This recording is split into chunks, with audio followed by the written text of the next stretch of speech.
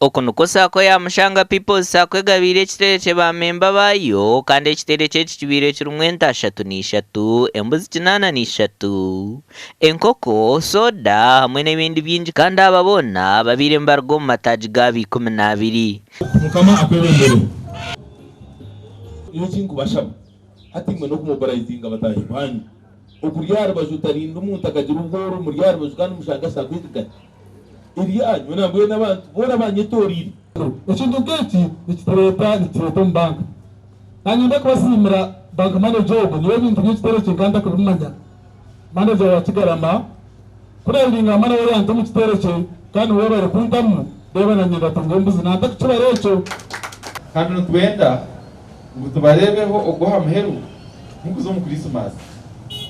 cyo cyama twakubire ntureba members babwiza bera bone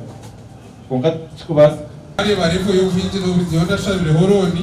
aharurengo rwa member bajimbiro mbero mbi kandi za kurita kana arukura natandiko polisi kurugove ndurani nyeta wo mstereche after now when turi tugama Musanga bukwanyo ntuye mu myaka hinki 10 tingare bece kunteganisa muconi mwene yoni gendezo buhangazi bedeza ekiro kikuru kirungi no mwaka musya ubwihorere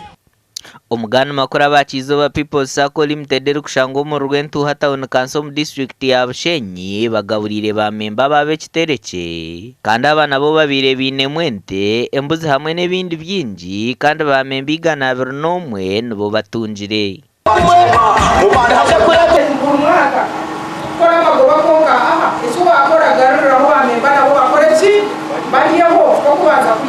Zoba Sako ahakutekatekaho bakampekera guca Christmas